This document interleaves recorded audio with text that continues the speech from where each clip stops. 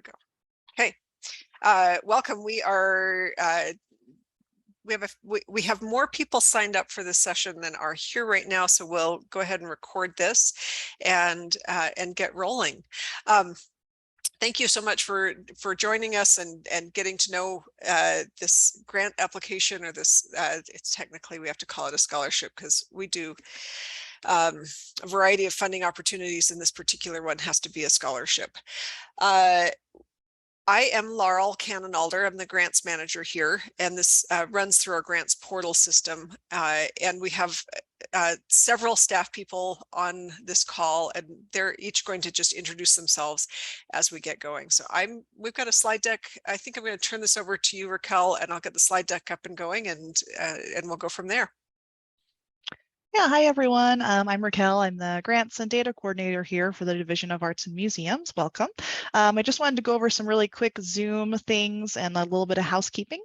The first thing is that Laurel did start the recording for this. So if for any reason you don't want your video recorded, just turn your camera off. And the way you can do that is on the bottom of your screen there's like a little menu of different buttons, and one of them says stop video, and that will allow you to turn your camera off and on. Also, for those of you who are just not used to using Zoom, we're just going to go over a couple little Zoom bits just so you feel comfortable using it. So along that bottom panel there next to the video, there's also a mute button. Again, toggling that off and on will put your audio on or off. You'll see on your little window that if you're muted, you have the little red microphone with the slash through it, and that just means you're on mute. Let's see what else we have. We also have reactions and raising your hand. So there is a button called reactions on the bottom of your screen. And if you click on that, it actually opens up a little panel window with a bunch of little emojis that you can use for whatever reason. If you're just really inclined to send us a smiley face because you're happy about something, or a confused face, feel free. They're not required for you to use, just like Laurel did. Thumbs up. Thanks, Laurel. Doing a great job, I guess. And then right underneath that is the raise hand button. And when you click on that, that will actually raise your virtual hand. And so I have just done that, and you'll see that I have a little hand in the corner of my screen. And that just alerts us that maybe you have an issue or a question that you'd like to raise during the meeting. I will say that we are hosting a little Q&A after this as part of the session. So we do ask that you keep any questions you have till the end of the presentation. But if there is something like really burning, or you're having an issue with something, please obviously insert that, or you can also just type that into the chat, which is also at the bottom of your screen. So you'll see a little chat button there, and you can type in anything there as well. Like if your audio isn't working, or you're just not seeing something, or whatever concerns you have, put those in there, and one of us on the staff will be able to see that and respond to you. And I think that's actually, oh, sorry, the closed captioning button. I almost forgot. There is a closed captioning in case you need to have that. Again, at the bottom of your screen, you will see a little CC live transcript button, and that should also allow you to get closed captioning just for you. Nobody else will have access to that. So that is something that you can use if that is easier for you to follow along. And then with that, I'm going to give it back to Laurel. So thank you, everyone. Great, thanks, Raquel. Okay, we are ready to roll. I just wanted to tell you a little bit about the background of why we are offering this grant and kind of where this comes from. So Raquel and I are the grants team. We manage all the tech kind of stuff with regard to this grant. So if you're having trouble getting into the portal, or getting a password or anything like that, please reach out to either of us. Information's on the grant guidelines. You can find the guidelines on our website under project grants. And again, it's a little confusing because we call it a scholarship. It is a scholarship, but that's more of a technical payment side of things for the state of Utah. We are so glad to be able to offer funding to individual artists. This is really a personal development opportunity. The goal for this grant or scholarship is to provide an opportunity for you to do something to advance your professional artistic career. To log in, you will go to uamgrants.utah.gov. So it's an online application, and just a couple of quick notes about that. Don't do it on your phone. Don't do it on a tablet. Unfortunately, our system doesn't work well on either phone or tablet. The system also prefers Chrome or Firefox. So those are just some sticky little things that you can save yourself some time. We actually had somebody apply on a phone and the application never showed up in our system. So I'm pretty serious about this. We say that in numerous places on our guidelines. We don't want you to lose any work. So be on a laptop and or a desktop and on either Chrome or Firefox. Jason, we got lots of stuff on what we can and cannot fund. I'll just start our slideshow. Maybe. There we go.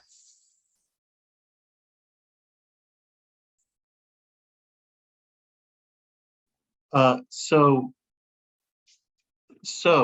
who can apply? This is for individual artists, not for groups. If you're in a group, and this is something we're going to emphasize again and again. Sorry, I'm Jason Bocat. I'm the Community Programs and Performing Arts Manager for Utah Division of Arts and Museums. So however you define yourself as an artist, and we try to be broad about that definition, but this is definitely a grant for individual artists, a scholarship. At the end, there'll be an eligibility statement that you'll have to say yes to all of these things.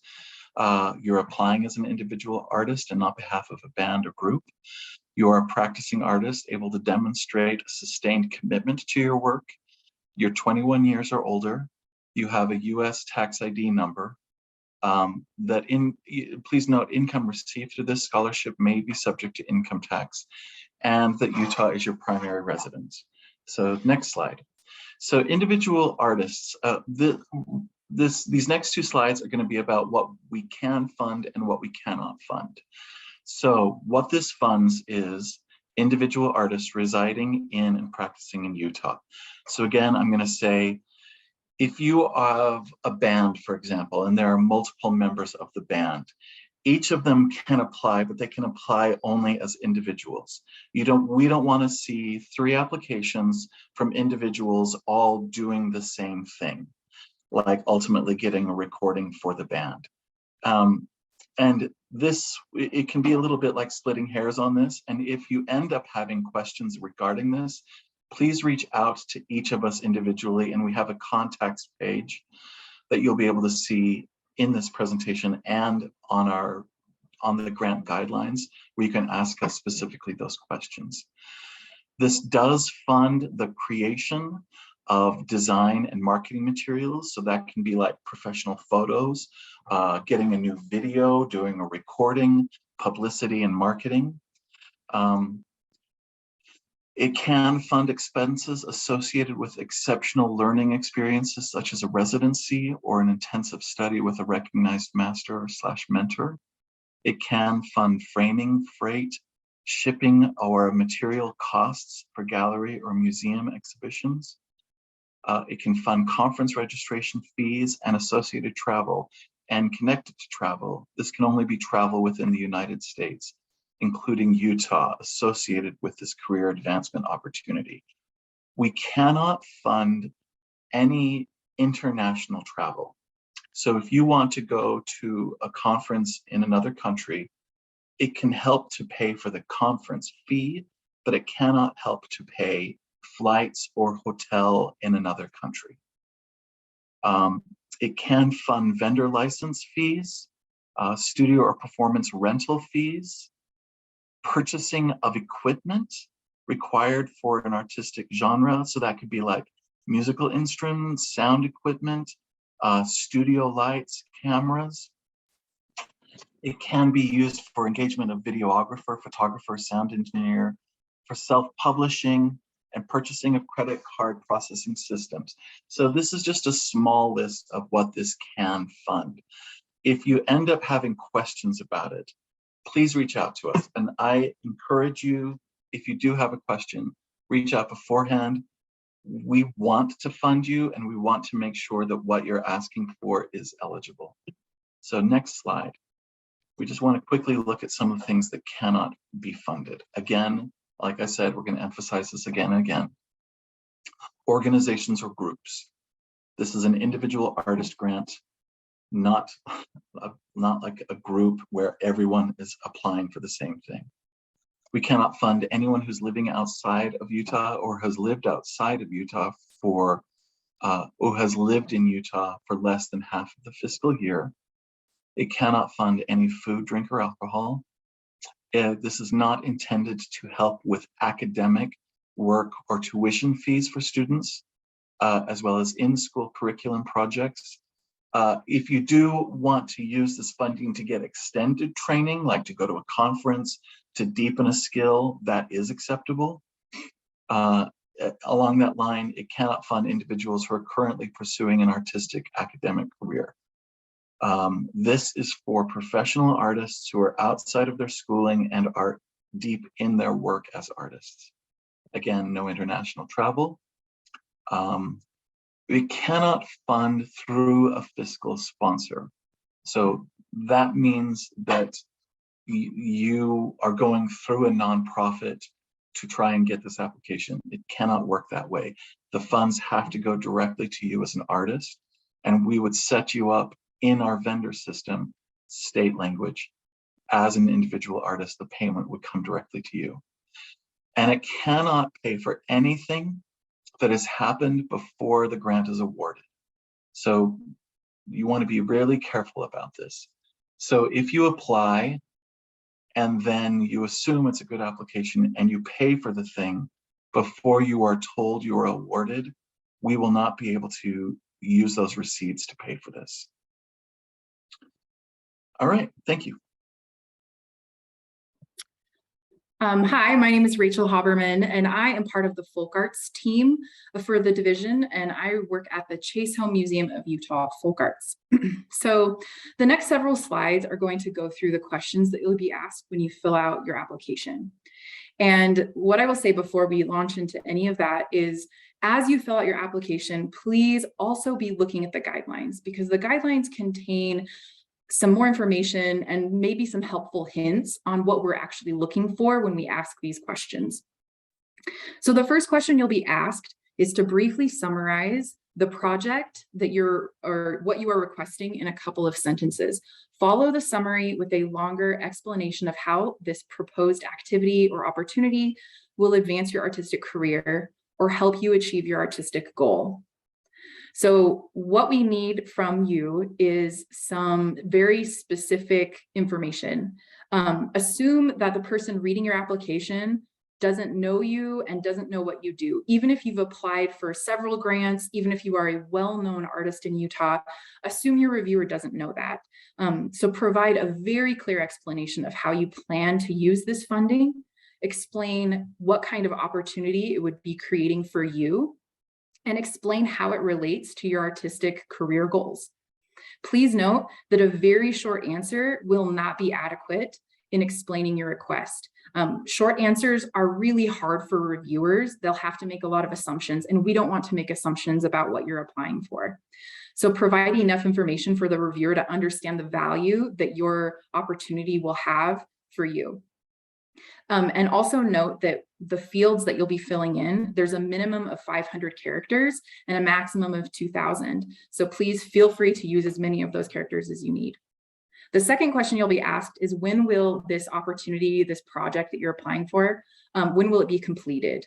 Or when will the products and services be purchased? And as Jason previously mentioned, we cannot retroactively fund things. So you need to pay attention to when the money will be given to you and when it needs to be spent.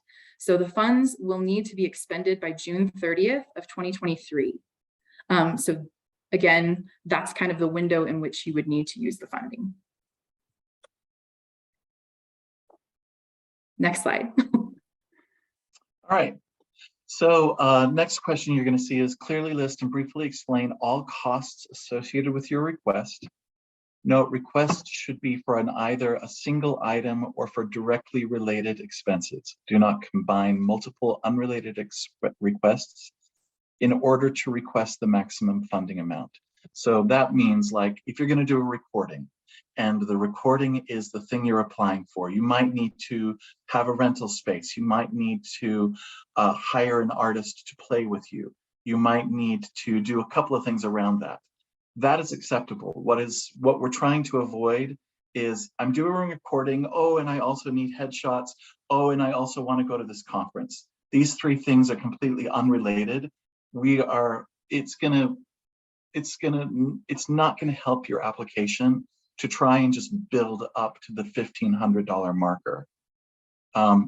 So just to explain this a little bit more, in that question, what we're looking for is we want you to be really clear about what the requested funds will be spent on. So if you're paying for a service, please clearly list who they are, what you are paying for. For an example, an artist who's requesting to get their music mixed might answer blank music mixers rates are $50 an hour. They're estimated at 5 hours per track, which would amount to $1,250. So this is what we're wanting. Optionally, along with that, you can upload bids for any products or services you've outlined in the above questions. This can really help your application to show the reviewer that you're just not pulling these numbers out of a hat, that you've researched this, that here's what bids look like for this, and this is what you're asking for. All right, next slide. Hello, I'm Nancy Rivera. I oversee the visual arts program here at Arts and Museums. I am going to go over the required documentation section. The first thing you'll be asked to provide is a current artist statement, and this is a PDF. And if you're a folk artist, you have the option of providing a letter of support. That can be from a mentor, a collaborator, an organization that you have worked with in the past that's familiar with your art practice. And as far as the artist statement, what we are looking for is a statement between 250 words to 500 words. And that statement should be written in the first person, describing your artistic practice, inspirations, and aspirations. And this is really to give us an idea of the type of work that you create, how you engage in art making, and tells us that you are currently an active artist. The next thing that you will upload is a CV or an artist resume. Now, this is really important to note that when you are providing an artist resume or a CV, what we want to see is a list of things that you have engaged in as an artist, such as exhibitions, publications. If you are someone who exhibits work at an arts festival like Craft Lake City, the Utah Arts Festival, we want to see that listed on there. Please provide the years in when that happened. And again, that is just to give us an idea of the type of artist that you are actively working and showing your work in the community. The third thing that you will be asked to provide are 3 samples of your artistic work. These samples should be produced in the last 5 years. And those samples can be, I think someone asked earlier, and I may just answer this now, but they asked about work that is a collaborative piece. You can certainly share something like that. Just make sure to let us know that it was a collaboration. What we want to see, again, is that you are an active artist producing work currently. So it's important that you note all of that information. If you are a performing or a visual artist, we are asking that you provide that as a PDF document with, oh, I'm sorry, this is kind of a separate option that you have to upload a PDF document with links to websites, or you may upload the 3 artworks. And for literary artists, you can upload 3 literary samples, and that can be poems, essays, book chapters, short stories, etc. Next slide.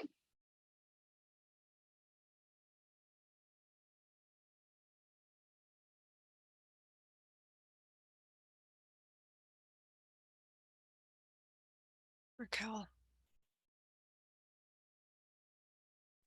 Sorry, I was trying to also manage the chat. I cannot multitask. Okay. So the next slide is the application timeline. So you will see here it says eligible scholarship start date is November 2022. And that basically just means that is kind of the time frame in which our funding is going to be eligible for you to use. And that kind of goes back to what Jason was talking about in terms of we can't support anything that happened already or anything that you purchased. So if you let's say you're starting something or you made a purchase for a camera in October, we cannot reimburse that because now that is before the November timeframe. So just pretend that this is basically like a November to June timeframe for you to use the money.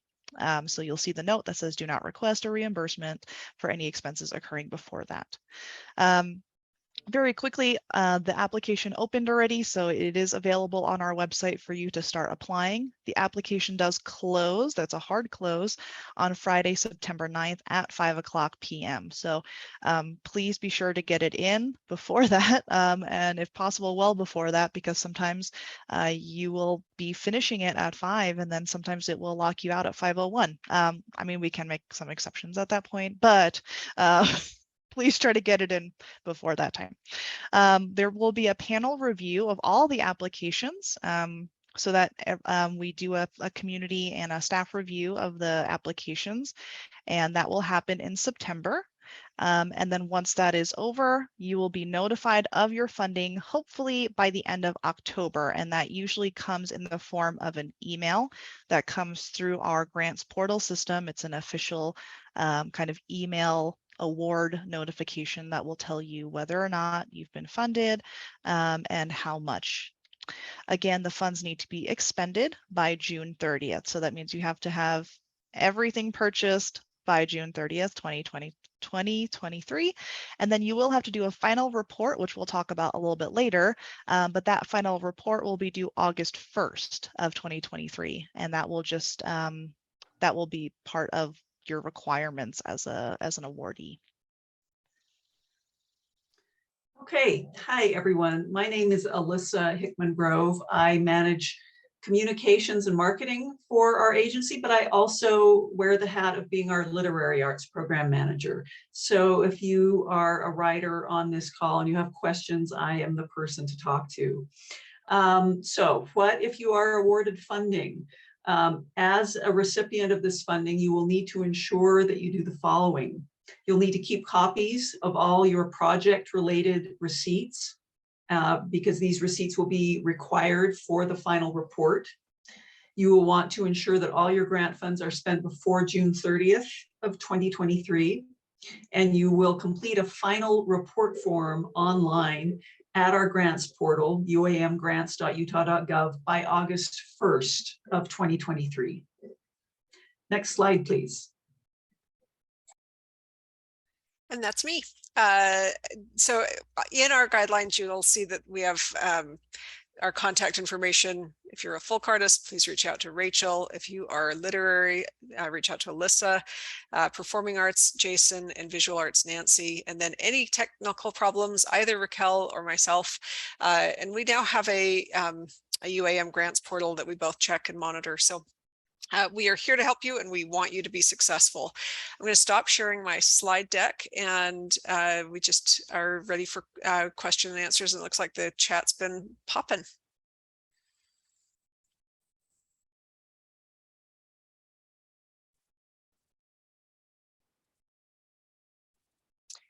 Looks like I'm going to keep sharing my screen. There we go. Stop share. I can do this. Any questions? You can either put them in the chat or raise your hand.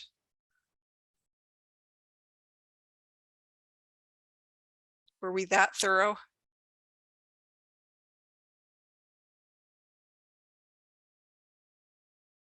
Well, it looked like Maria had a question at the top of the chat. Should we discuss work samples that were created collaboratively?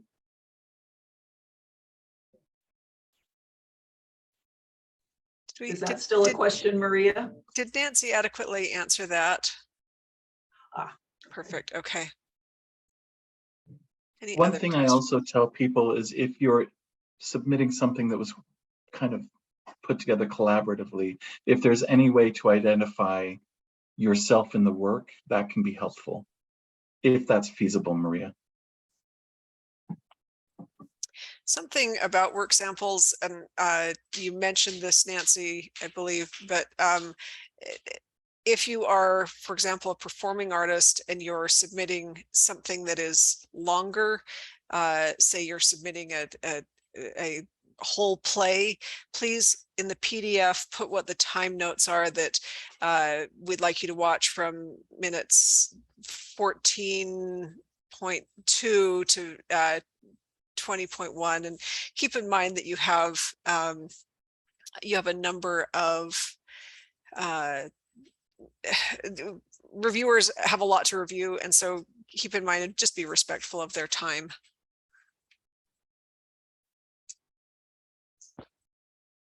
Question from, yeah, Go ahead. thanks. Yeah, From Jessica came in. Go for it, Jason. I was just going to read it out, and probably you'll need to answer this. Can you expand on how to upload samples of work? I make candles. Do I submit pictures?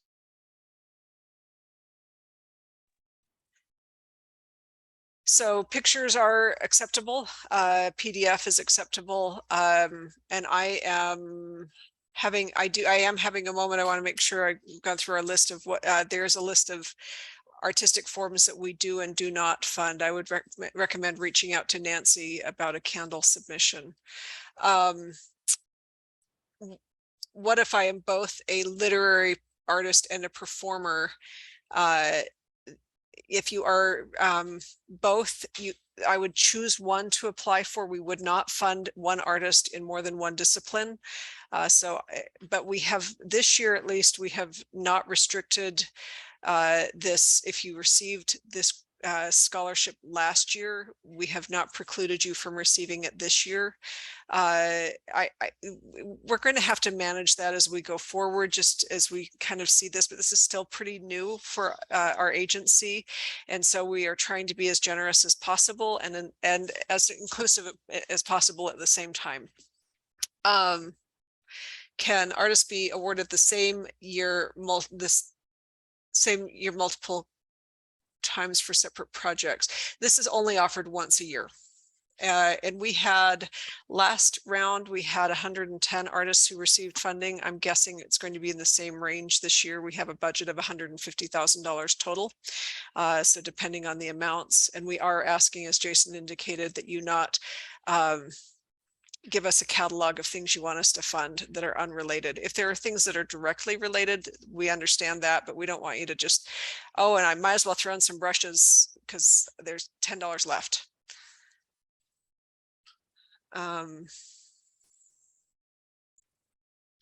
Any other questions that I've missed? Anybody on our team? Okay. There is a list of things that we cannot fund. Unfortunately, we have to draw some lines around this. We are within our national guidelines and our national peers as to which art forms we are and are not funding. We wish we could do more, but we do have some limitations.